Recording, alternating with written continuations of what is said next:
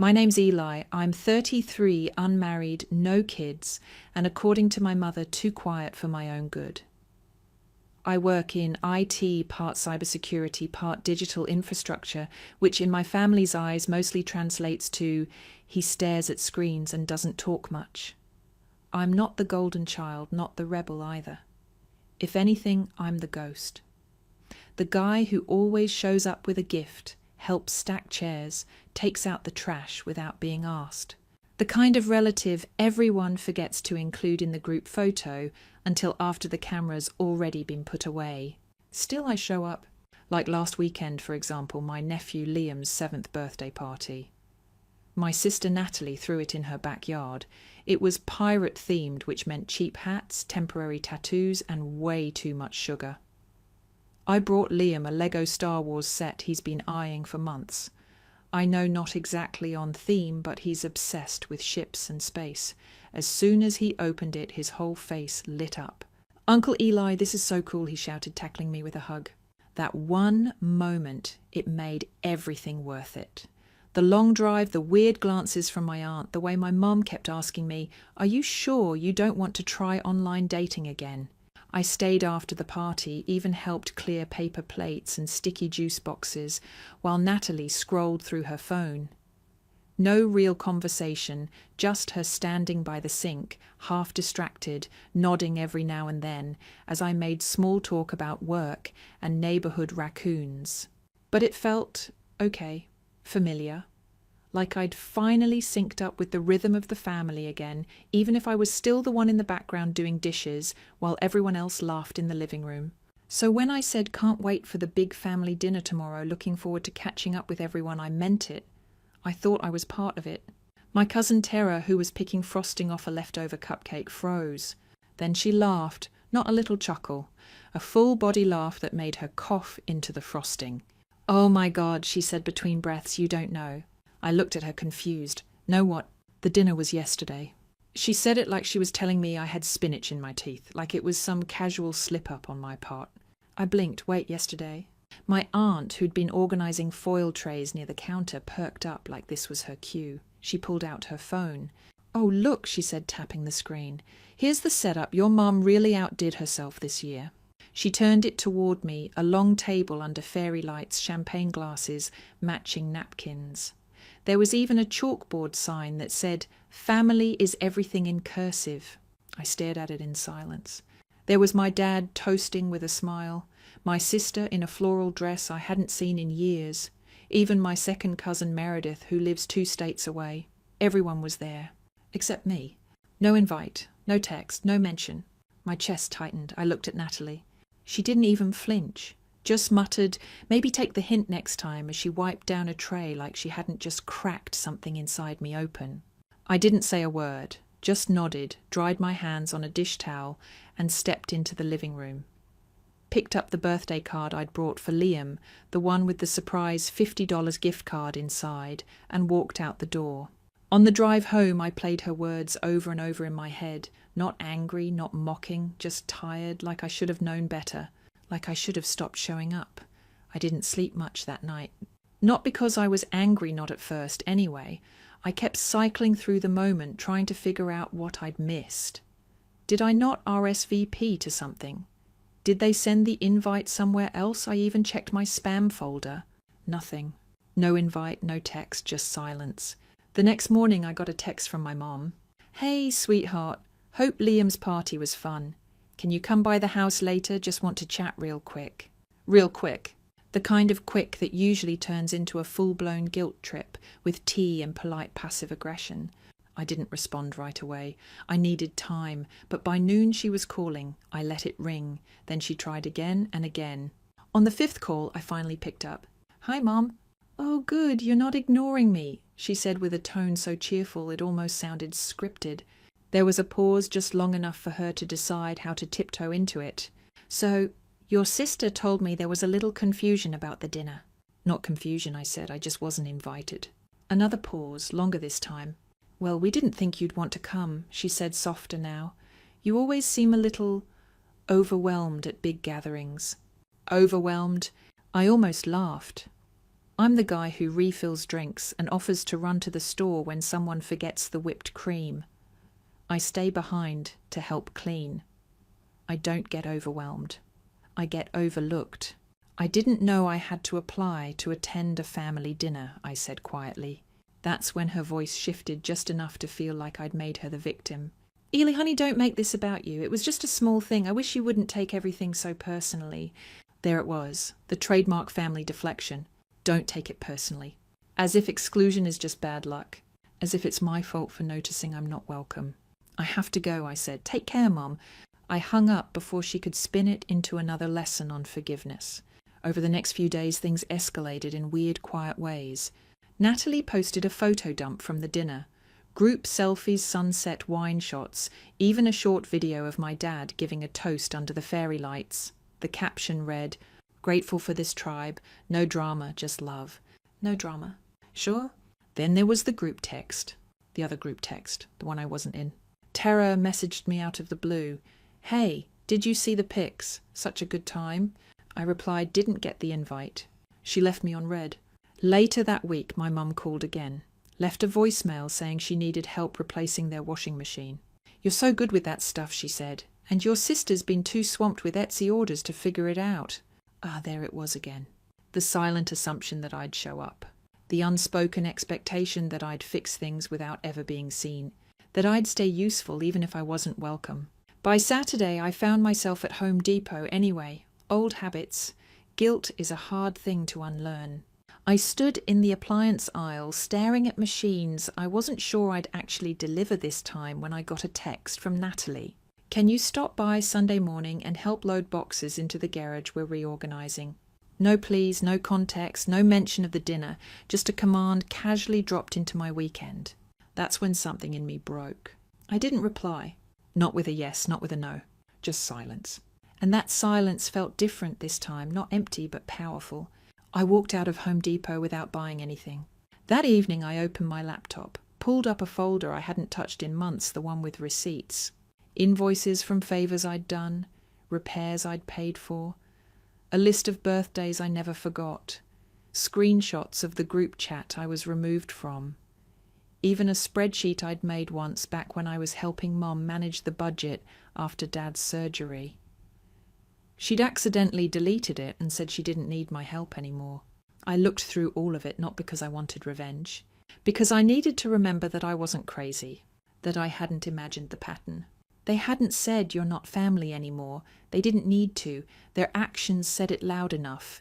That night I started writing something, not an email, not a text, a plan. Not to lash out, but to pull back slowly and permanently. Because maybe Natalie was right in her way. Maybe it was time I did take the hint. I guess I thought it would fade. That if I just stayed quiet long enough, they'd stop taking. That if I pulled back slowly, they'd eventually realize what they were doing. That silence could be enough of a message. But I was wrong, because sometimes people don't notice your absence until it inconveniences them. And that moment came faster than I expected. It was 2 weeks after the birthday party fallout. I hadn't answered, calls skipped a Sunday lunch, ignored 2 casual, "Are you free to help move a couch?" texts, no big declarations, just distance. Then one afternoon I got a ping from my bank. Withdrawal request, $4, $250. From a joint maintenance fund I'd set up 2 years ago, intended exclusively for home repairs at my parents' place. I'd created it after my dad's health scare, quietly paying into it each month without ever asking for reimbursement. I was listed as the primary contributor, but my mum and sister had access for emergencies. At least that was the deal. I opened the account breakdown. The charge was to a wedding venue. I stared at the name for a long time, Willow Bridge Event Estate. My heart started pounding. I Googled it. The website loaded rustic barns, candlelit dinners, price tags starting at $12,000.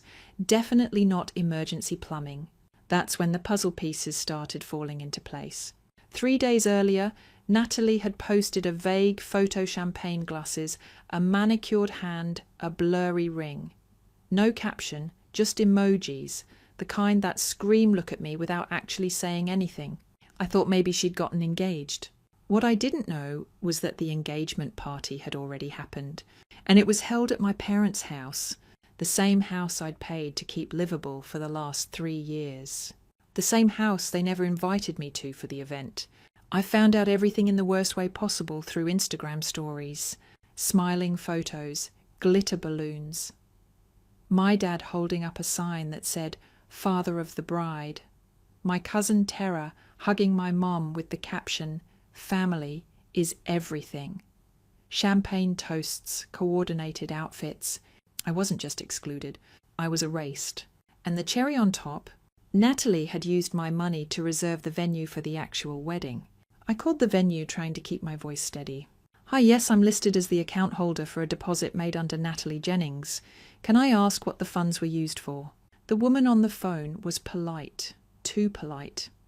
"Yes, we have a signed booking agreement for a full weekend wedding reservation in September. The primary contact is listed as Ms. Jennings, but the payment card matches Mr. Eli Jennings." My full name. They used my full name.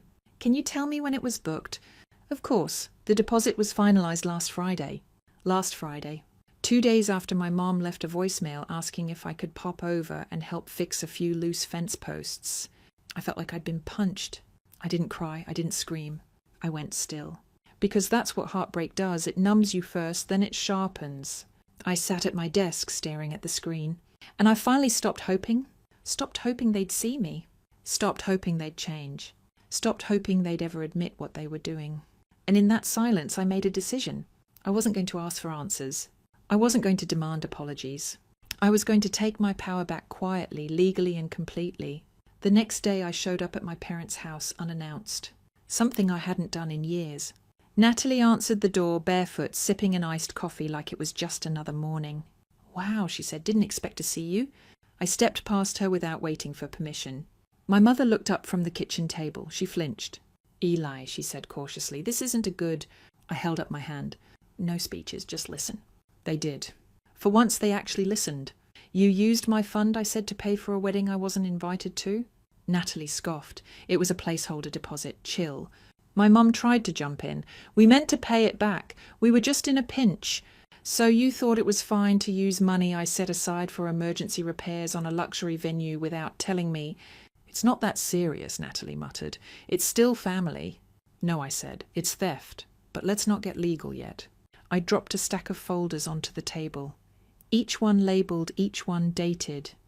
Copies of payments, bank statements, screenshots. I've been documenting everything I said, every repair, every favour I paid for, every quiet expense you didn't even bother to acknowledge. They stared at the files like they were ticking time bombs. "I've already frozen the fund," I said calmly. "I've reported the unauthorised transaction, and I've scheduled a consultation with a family attorney to discuss restitution." My mum's face turned pale. "Eli, please don't do this." "You already did," I replied. I turned to leave but paused in the doorway. "And one more thing," I added. "Don't bother sending me an invitation." Eli, Natalie started. "No, seriously, don't." I looked at them both one last time. "For years I let you treat me like an afterthought, like a helper, a ghost who showed up with his wallet and left without a scene. But this," I said, tapping the top of the folder, "this is the last time." Then I walked out. That night I didn't check my phone. I didn't respond to the voicemails. I didn't refresh social media to see who was subtweeting me with "some people are just too sensitive" nonsense. Instead, I opened my laptop and I started planning my own kind of event. Not a wedding, not a dinner. Something private, something simple. Something that would once and for all draw the line they kept pretending didn't exist. And this time, they'd see it. They'd feel it. Because ghosts don't haunt forever. Eventually they vanish. And this time I was taking everything I'd given with me. They didn't take it well. Not that I expected them to. Less than 24 hours after I left the house, the text messages started rolling in. First, a flood from my mum. "Eli, I don't understand what this is. You're blowing everything out of proportion. I said we'd fix it. Family doesn't do this to each other. Please don't let money get in the way of your sister's happiness." That last one hit like a brick. As if I was the one putting money above family after years of quietly paying, giving, helping without ever being seen. Then came Natalie. Her texts didn't beg. They blamed. Wow, real mature Eli. You could have just talked to me instead of making a scene. It was just a deposit. You had the money. You always do. God forbid you do something for someone else without keeping score. Mom's crying, by the way. Congrats. I didn't respond. But my silence, that only made it worse. 2 days later, I got a call from my dad. I almost didn't answer, but something in me needed to hear what side he stood on. Eli, he said after a pause, what are you doing? I didn't reply right away. I waited. You're hurting your mother. Natalie's wedding is important. You know how long she's waited for this. I waited too, I said.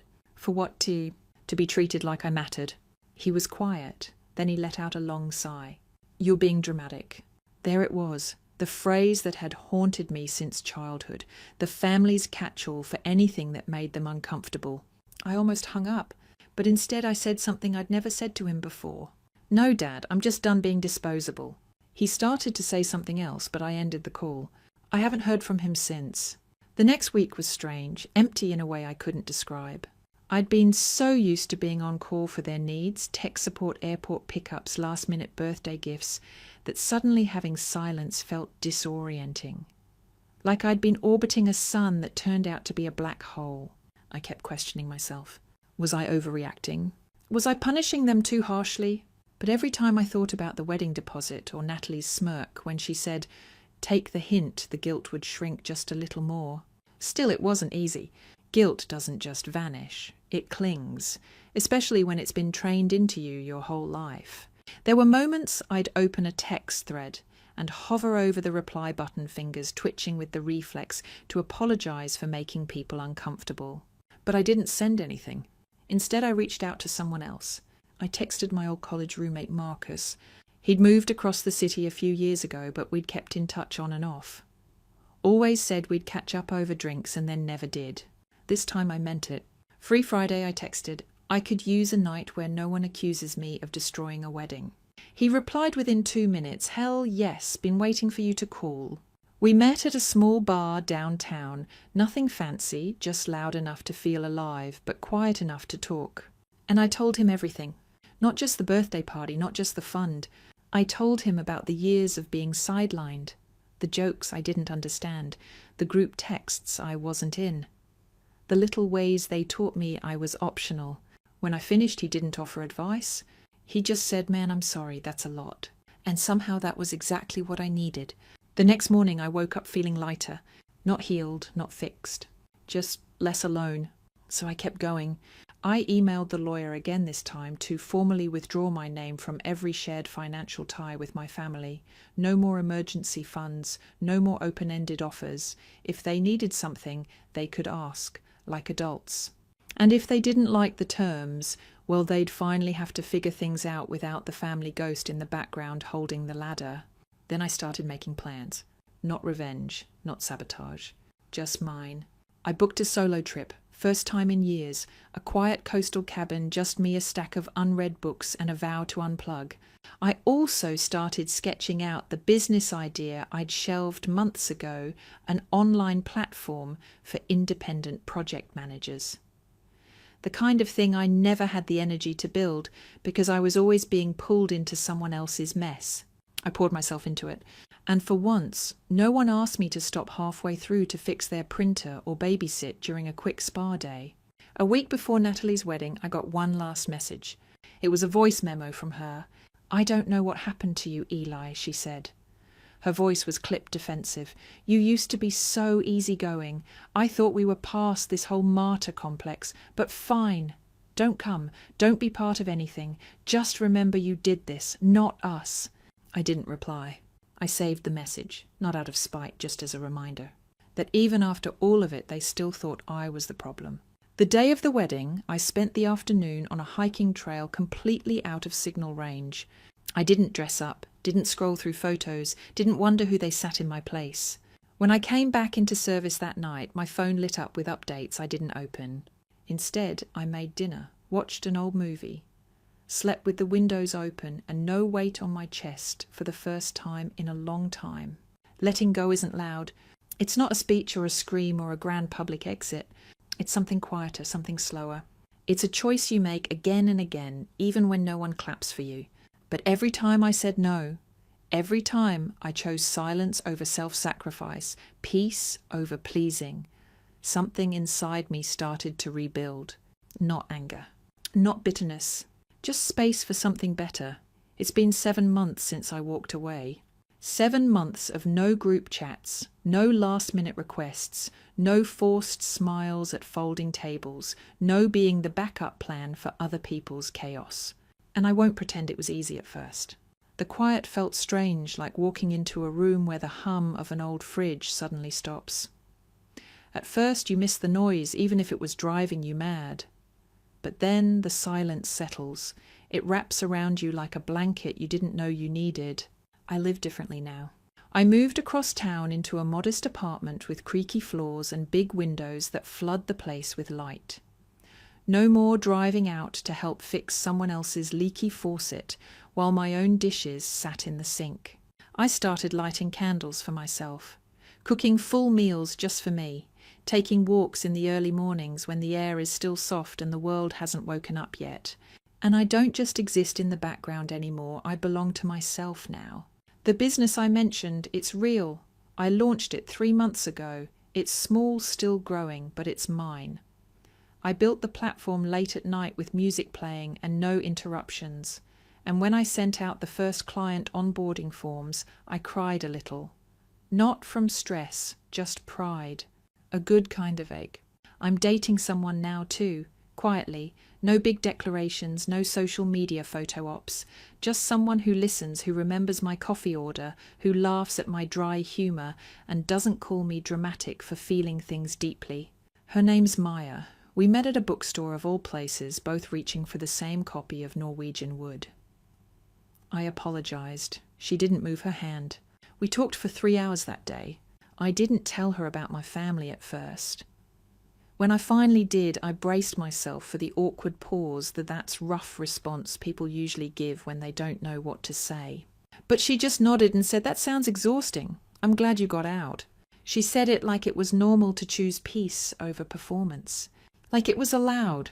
Sometimes I still get updates. My cousin Tara tagged me in a passive-aggressive post once. Something vague about people who hold grudges instead of letting love in.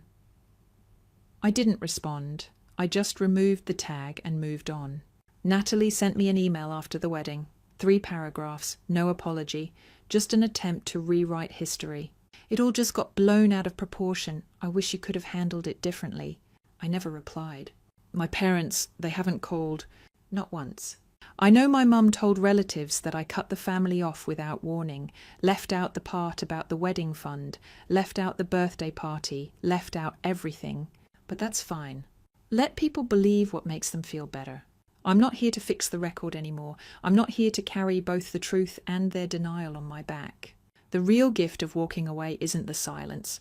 It's what you discover inside it. I've learned I don't need anyone's permission to have boundaries. That kindness without reciprocation isn't generosity, it's depletion. That loyalty should never cost you your dignity. And most of all, I've learned that you don't have to keep showing up just because people expect you to. You get to choose where your energy goes, who earns it, who honours it. This past Thanksgiving I did something I never thought I would. I hosted just a few people. Friends who've become family. Marcus and his partner, Maya of course, a neighbour who recently got divorced and didn't want to spend the holiday alone. We cooked together in my kitchen. No drama, no guilt trips, no one assigning roles based on convenience or obligation.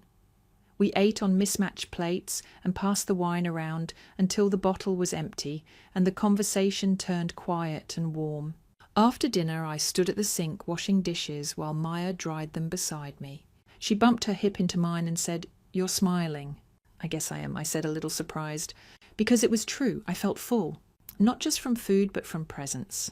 From knowing I was exactly where I wanted to be. The lake house sold a month ago, fully transferred.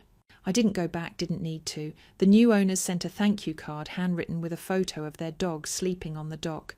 The gate's up. The property's quiet now. Sometimes I wonder if my family drives by it. If they think of me when they see the new fence. Maybe, maybe not. It doesn't matter. Because I'm not a footnote in their traditions anymore. I'm the author of my own. If there's a lesson in all this, it's not about revenge. It's about reclamation. You can't always change how people treat you, but you can decide whether you keep handing them the matches to burn you with. You can't force love to look the way it should, but you can choose to walk away when it doesn't.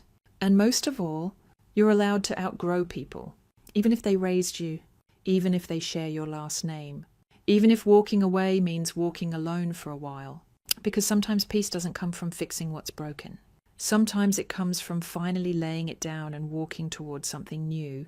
And when you do, you don't just heal, you begin. Story 2. My name's Jordan. I'm 25 and live in the house my grandmother left me, quiet suburb, cozy little place with a garden she planted before she passed. I've been holding on to it ever since my mom died from cancer 4 years ago. Losing her shattered my world. For a long time, it was just me and my dad.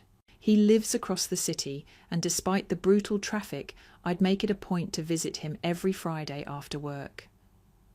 I'd bring Thai food from his favourite spot, and we'd watch old movies together, laugh at the same bad jokes and talk about Mom. Those nights were sacred, our own little ritual, something solid in a world that had changed too fast. But nothing stays sacred for long. One Friday I pulled up to his place like always, takeout in hand, only to find him pacing the living room like a nervous teenager. On the couch sat a woman I'd never seen before, mid-30s, crisp, business casual, that kind of too perfect hair that looks like it never touches a pillow. My dad smiled nervously and said, "Jordan, this is Claire. She's my fiancée." I nearly dropped the bag. Dad had never even mentioned dating, let alone someone serious enough to propose to. It wasn't the engagement that threw me, it was the whiplash. I stood there stunned, trying not to let my face show what my brain was screaming. I forced a polite smile and shook her hand. Claire, for what it's worth, was all charm and warmth on the surface. "Your dad talks about you all the time," she said, practically glowing. I nodded, trying to process what the hell was happening. The night was awkward, but manageable. We ate, talked about safe topics, and I tried to recalibrate my expectations. Then Claire casually mentioned something that hit me sideways. "My boys are going to be so excited to meet you. They're 6 and 8, such fun ages." Wait, boys? She had kids. Claire said it like she was commenting on the weather. Something about how casually she dropped that info sent up a quiet little alarm in the back of my head. But I let it slide. Too much to take in all at once. A few weeks later, they were already moved into Dad's place. The boys, Ethan and Miles, were your typical energetic handful. Cute at times, but mostly chaotic. Claire dove headfirst into wedding planning like it was a military operation. I got dragged into helping more than once. She'd butter me up with "Sweetie, could you?" before dumping the kids on me for cake tastings or venue walkthroughs. At first I didn't mind. They were just short visits, and I figured it was part of trying to be supportive. I was trying to be the adult here. Dad was happy, and after everything he went through with Mum's passing, I wanted to believe he deserved this fresh start. Then the wedding came, and the mask slipped. At the reception, Ethan and Miles started launching peas and mashed potatoes at each other during dinner. I stepped in gently but firmly, telling them to knock it off before someone got hit. Claire swooped in like a hawk, grabbed my arm hard and hissed through a smile, "Don't you ever speak to my children like that again." I was speechless. I'd just stopped them from creating a food war. But Claire leaned in close nails, digging into my arm, and added, "When you have kids of your own, then you can play mommy. Until then, stay in your lane." And just like that, she slipped back into hostess mode, laughing with guests while my arm throbbed. That moment changed everything. From that point on, Claire's tone shifted. So did Dad's. Friday visits were no longer mine and his. She'd be parked on the couch, scrolling her phone, while the boys tore the house apart. One week, I showed up with his favourite lasagna, only for Claire to say, "Oh, you should call before coming over. Things are different now. Your father has a family." That word, family, the way she said it like I wasn't included. Dad didn't say a thing, didn't even look at me. Then came the kicker. But since you're here, she beamed. We've been wanting to try that new Italian place downtown. You can watch the boys for a few hours. Before I could answer, she and Dad were already changing for their date night. I stood there holding a cooling lasagna, listening to Ethan and Miles argue over who got the bigger slice. That night, I spent hours keeping the kids from wrecking the house. When Claire and Dad returned around 11, Claire said, "We had such a wonderful time," and then breezed upstairs with a fake yawn. No thank you, no acknowledgement. Things escalated after that. She started dropping the kids off at my house. No call, no heads up, just her pulling into the driveway with a perfect timing. "I've got a massage and then dinner with your father." Sometimes I'd walk through the door, still in heels and blazer, exhausted from work, only to find them already inside, eating snacks on my couch like it was a daycare. She had a key one I'd given Dad for emergencies. She used it like she owned the place. I tried to be understanding, I really did. But Claire wasn't confused. She counted on my silence. Then came the day I finally snapped. It was a Wednesday. I'd had a brutal day, 3 meetings, a server crash, and an hour stuck in traffic. I pulled into my driveway, praying for peace, only to see her SUV parked like a landmine in front of my house. She was already unloading the boys when I stepped out. "Perfect timing," she chirped. "They just need dinner. We'll pick them up around 9. "No," I said finally, calm but firm. "I'm not your babysitter. I didn't agree to this. I just got home from work." Her smile vanished. "Excuse me." "I'm tired. I have my own life. You can't just dump your kids on me."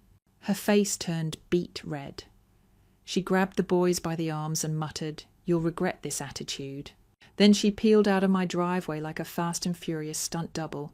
I barely made it to the couch before my phone rang. Dad. "What the hell is wrong with you?" he barked. Apparently Claire was in tears. I tried to explain. He didn't want to hear it. "You're being selfish," he said. "She's been nothing but kind to you." I hung up without another word. And that was the last time I felt guilty. The following week was quiet. Too quiet. No texts from Dad. No drive-by drop-offs. No calls asking if I could just swing by real quick. And as strange as it felt, I needed the silence. It was the first time in months I could breathe in my own house without the sound of cartoon theme songs or someone asking where the applesauce was. By Friday, I figured the dust had settled. I treated myself to sushi and a glass of wine. I'd just pulled into the driveway when I heard laughter coming from inside. High-pitched, chaotic. Not the TV, not a neighbour, kids. My stomach sank. I rushed to the door, heart hammering. I hadn't given that key to anyone but Dad. I opened the door to find Ethan and Miles sprawled across the living room floor. Popcorn scattered everywhere. Juice boxes crushed under the coffee table. The TV was blaring some cartoon where the characters screamed more than they talked. "What are you doing here?" I asked, barely managing to keep my voice even. Miles looked up, shrugged, and pointed at the remote. "Mom dropped us off like 4 hours ago." "Yeah," Ethan added. "She used the key, said we could hang out here and watch whatever." I blinked. 4 hours. "Yeah," Miles said, not even looking away from the screen. "They went to Hawaii." Hawaii. The word felt unreal in my ears. I was standing in my living room, still in work clothes, staring at 2 little kids eating my groceries, while my dad and his new wife were sipping cocktails on a beach 4,000 miles away. I should have sat down. Instead, I grabbed my phone and hit record before I called. Claire picked up on the 10th ring. I could hear wind waves, the sound of hotel lobby music behind her. "What do you want?" she snapped. "You broke into my house and left your kids here," I said, forcing my voice to stay calm. "Please," she laughed, bitter and sharp. "I used a key, and what else were you doing, sitting at home alone as usual?" My face went cold. "You know what, Jordan?" she added. "Think of it as practice, for when you finally manage to get a life, or a boyfriend, or something." She hung up before I could say anything. I stood there, phone still in my hand, fists clenched, shaking. I was done. I called Dad next. "What is it now?" he answered, like I was the problem. "Claire left the kids at my house for hours while I was at work, without telling me. That's not okay." "You're always making drama," he muttered. "Can't you just let us enjoy our honeymoon?" I nearly lost it. I'm not a daycare, I have a job, I have a life, and your wife broke into my house. Then hire a sitter if it bothers you so much, he snapped. We got a last-minute deal. There wasn't time. And that was it. That was all he had to say. I didn't sleep much that night. My brain kept circling back to one thing. Those boys were alone. What if something had happened? What if there had been a fire or one of them fell? Claire didn't even ask. She just handed over her kids like they were a bag of laundry, and I was the laundromat. Then it hit me. I remembered what Ethan said earlier. He talked to his real dad sometimes. The next morning I asked him gently, "Hey bud, do you have your dad's number?" He nodded still in his pajamas and showed me the contact on his tablet. I copied the number, heart thudding. I stepped into my home office and dialed. The man who answered had a calm, steady voice. "Hello." "Hi," I said. "This might sound strange, but my name is Jordan. I'm your ex-wife's new stepdaughter. I think you need to know what's going on with Ethan and Miles." There was silence. Then his voice dropped an octave. "What happened? Are they okay?" I told him everything. How Claire had been using me as free childcare. How she broke into my house while I was at work. How she and my dad had flown to Hawaii and left the boys alone in my home for nearly 5 hours. He was quiet at first, just breathing heavy and steady. "Text me your address," he said. "I'll be there in an hour. And Jordan, thank you for calling." True to his word, he showed up exactly 60 minutes later. Tall guy, mid-40s, clean-cut eyes that looked like they hadn't slept right in years. With him was a man in a suit carrying a leather briefcase. "Dad," the boys shouted, running into his arms. He hugged them tightly, then turned to me and said, "This is my lawyer. Can we talk?" We sat in the kitchen while the boys picked up the living room. I told them everything from the wedding to the unannounced drop-offs to last night. I even offered the recorded phone calls. The lawyer's face didn't change, but he kept taking notes, nodding slowly. "This is more than enough," he said. "Neglect, abandonment, misuse of child support funds. This is the strongest case we've had in years." They left an hour later, kids in tow. Ethan hugged me on the way out. "Thanks, Jordan," he said quietly. I stood at the door long after they'd gone, breathing in the silence. The house was a mess. My fridge was empty. My legs ached. But for the first time in a long time, I felt like I'd done something that mattered.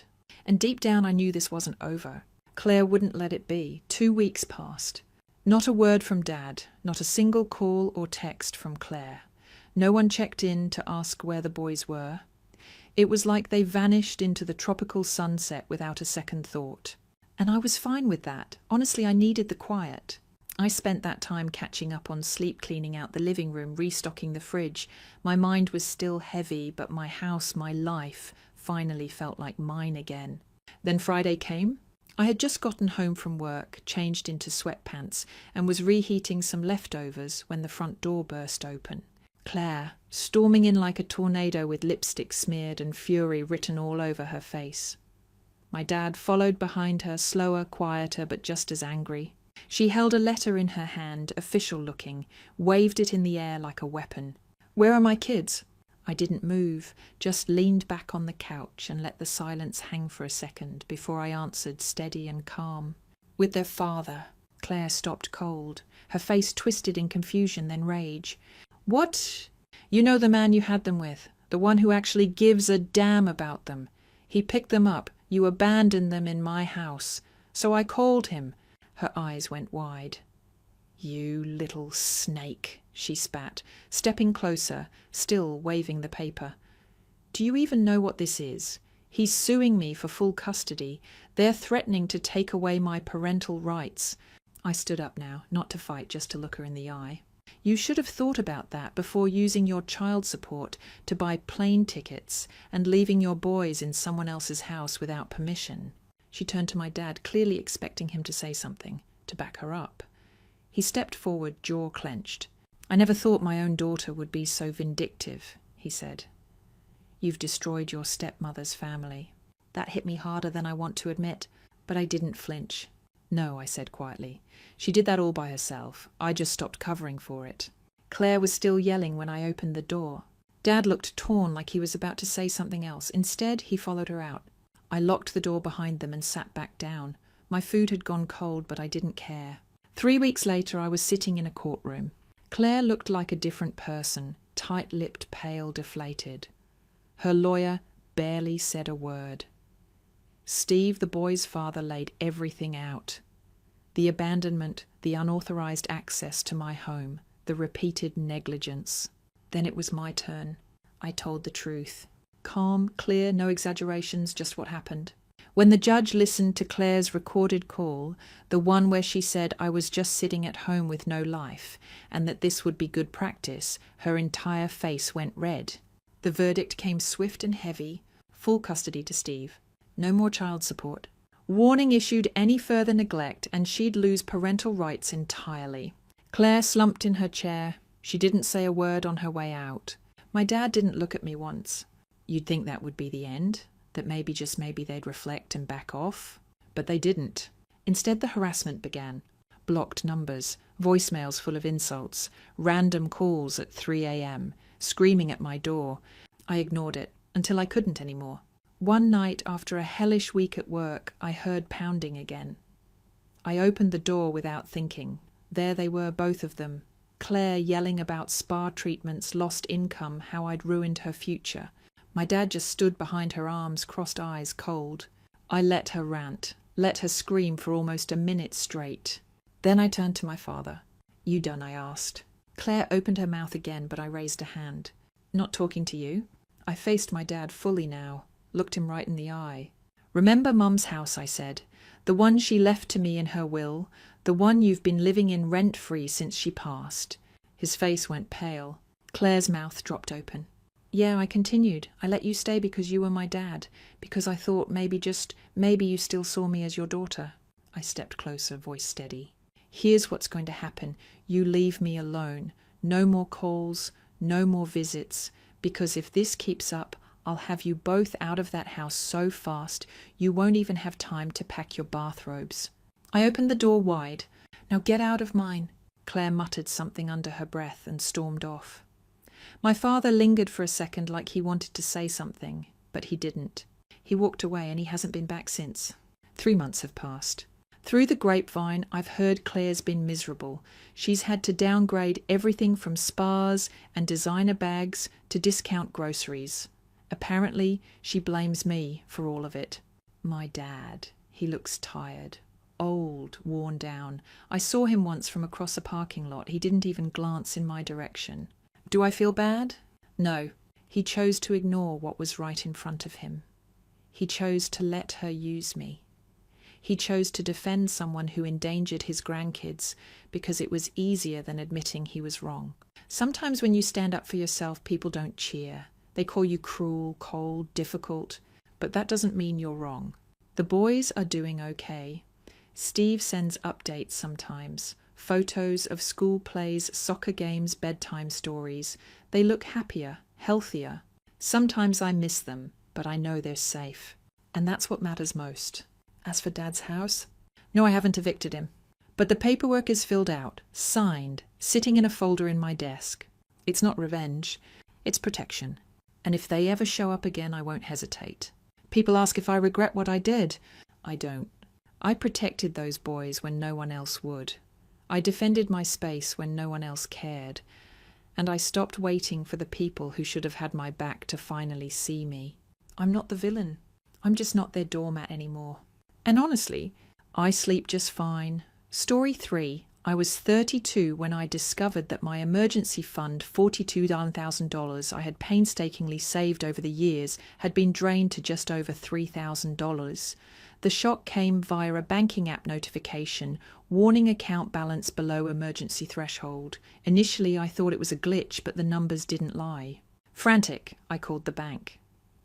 The representative informed me that several transfers had been made over the past 3 months, all authorized using my credentials. Upon checking, I found multiple transfers to an account under the name Elizabeth Diaz, my aunt. I immediately called my parents.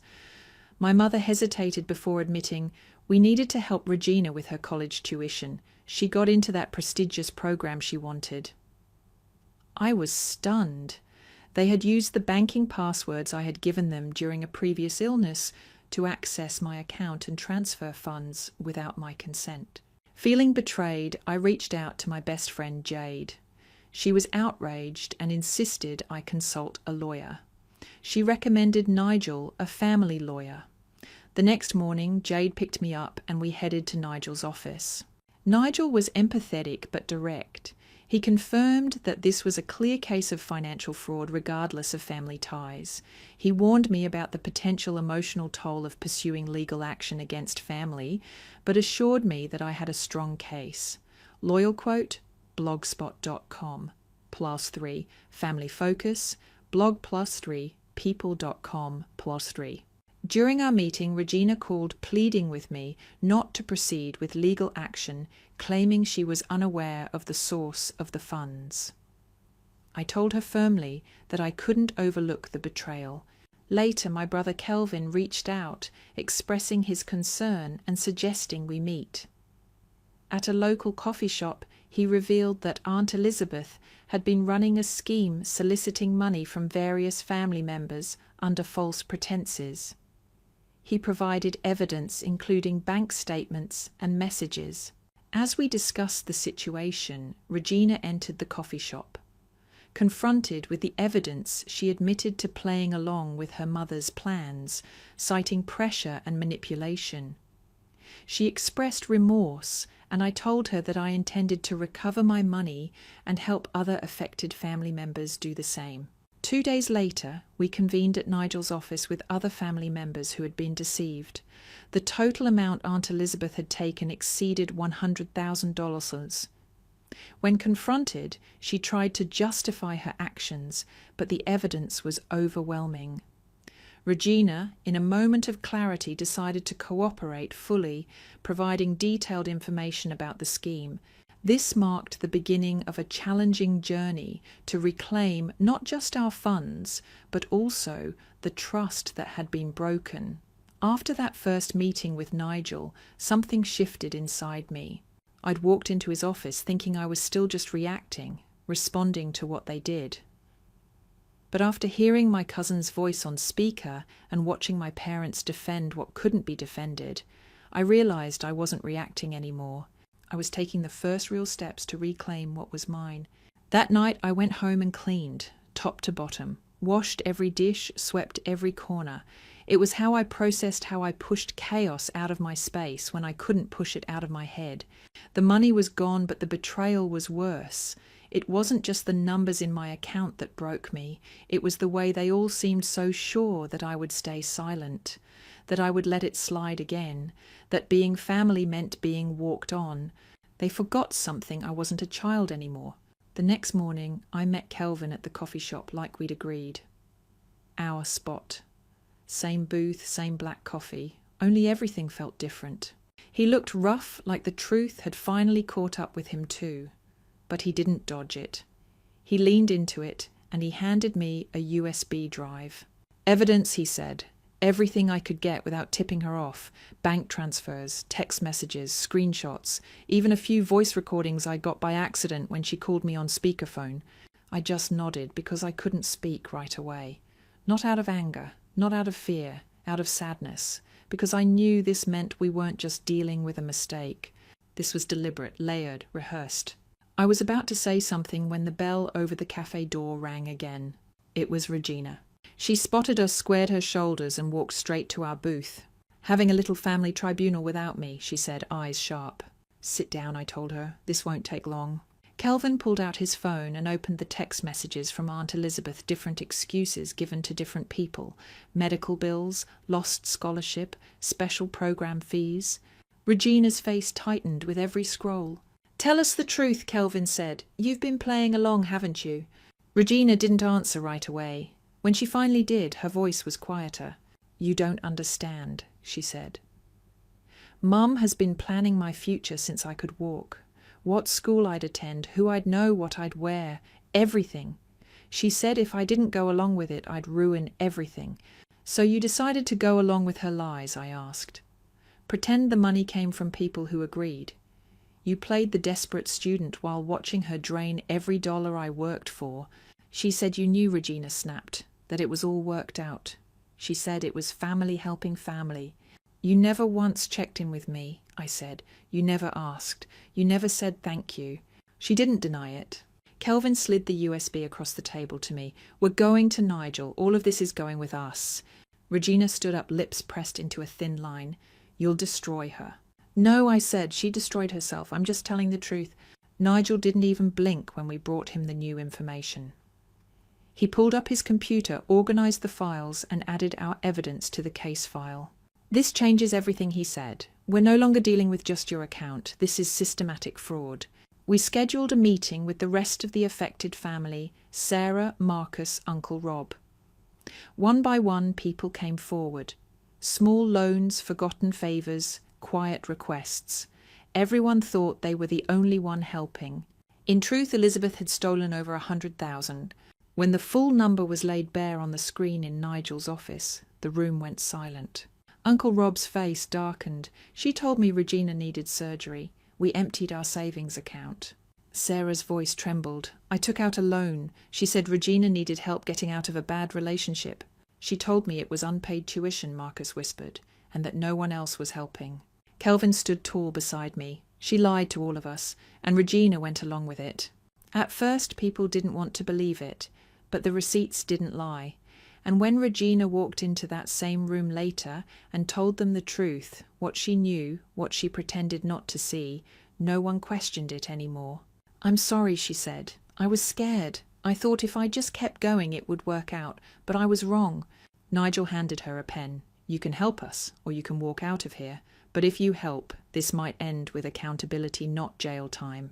Regina signed her statement that day. Then came mediation. Elizabeth showed up with her own lawyer. Cold, defensive, stubborn. She called it a misunderstanding. She said it was miscommunication. She said the money was needed and I had more than I needed. I sat across from her and said nothing for a long time. Then I said this. You told everyone a different story. You guilted people into giving you their savings. You used my parents to access my emergency fund while I was sick. You took advantage of people who trusted you. And when she offered to pay us back at $500 a month, Nigel almost laughed. That would have taken 16 years. Regina interrupted her own mother mid-negotiation. I'll help pay it, she said. I'll take a real job. I'll go back to school locally. I'll fix this. That was the first time I saw her speak without looking over her shoulder. In the end, Elizabeth agreed to sell her jewellery, her investments. Regina picked up 2 part-time jobs. Together, they could finish repaying us in 3 years. But I had one condition: she had to tell the rest of the family the truth. All of it. No more secrets. And she agreed. 2 days later, the whole extended family was in Uncle Rob's house, and Elizabeth stood in the middle of the room and confessed. Regina sat in the corner, quiet, worn out, but calmer than before. It wasn't dramatic, it wasn't loud, just facts laid bare. Afterward, my mother turned to me and apologized, tears in her eyes.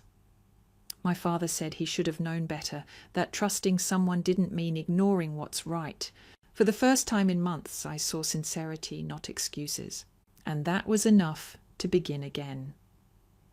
The family meeting didn't end with hugs. There were no warm farewells or forgiveness baked into pie crusts. But there was honesty, and that was a start. Elizabeth confessed. She listed each lie she told, named each person she misled, and didn't dodge the truth. People sat in silence as she spoke, not shocked, not angry, just tired. Betrayal wears a face everyone recognizes eventually. Regina didn't say much. She didn't cry. She just stood near the doorway watching her mother unravel years of pretense. She looked older somehow, not in age, just worn down by the weight of choices she finally stopped running from.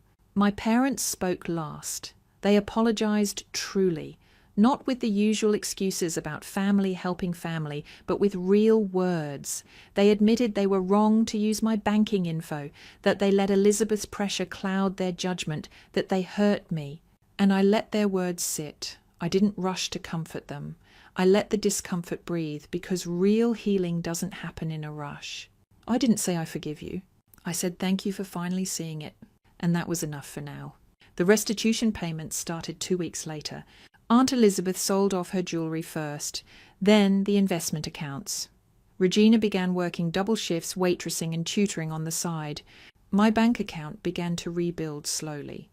I didn't check it obsessively. I checked when I needed to feel a little safer. The money mattered, but it was the change that mattered more. 3 months in, Regina invited me for coffee. She'd started working at a quiet diner on 5th Street. Small, old-fashioned, full of regulars who tipped well and minded their business. When I walked in, she was wiping down a table in jeans and a plain t-shirt. No labels, no makeup. She looked more like my cousin than she ever had. "Coffee's on me," she said, sliding into the booth across from me. "But it's the cheap stuff." "That's the best kind," I replied. We didn't talk about the lawsuit or the money. We talked about the weather and her new night classes and how weird it was learning to be poor on purpose when you'd been pretending to be rich for years. And just before I left, she handed me a folded envelope. It was her 4th payment. She said nothing when she passed it over, just nodded once. "Thanks," I said. The turning point came with a call from Nigel. "Elizabeth wants to settle the balance," he said. "She's selling her house." I didn't know what to say at first. She didn't need to. Our payment agreement had years left, but she wanted a clean slate. She moved into a tiny apartment across town. No more lake house, no more show. Regina moved in with her. They didn't complain. They cooked together, now shared bills. I heard they even started volunteering at the community centre, Elizabeth teaching GED prep, Regina tutoring kids after school. It wasn't penance, not exactly, but it was something. When the final payment hit my account, I cried. Not because I had the money back, because I hadn't realised how tightly I'd been holding on to the pain until it loosened, until I could breathe again without clenching my jaw. That weekend I hosted dinner at my place. Nothing fancy, just lasagna, garlic bread and a store-bought pie.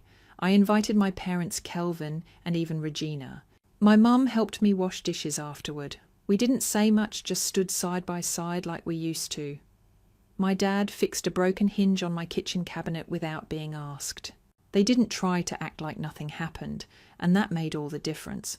Regina stayed late. She asked if I'd help her write a scholarship essay. This time it was real, no tricks, no fancy stories. Just her, just honesty. A few weeks later she got it. A full ride to a local university, no scams involved.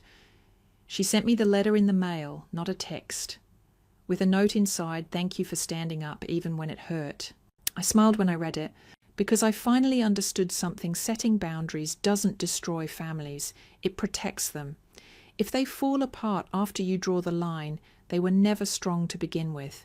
But if they learn from the boundary, grow from it, then maybe they become something better. I still have the mug I dropped that first day. I glued the handle back on just to see if I could. It's chipped and lopsided, but it holds coffee just fine. Kind of like my family. Not perfect, not what it used to be, but real. We still have dinner once a month. Sometimes Elizabeth brings dessert. Regina always asks if I need help cleaning up, and my mom never touches my finances again. I sleep better these days, laugh more too, because I know now that I can protect what's mine and still leave room for love. And if that love walks away when you say no, it was never love at all.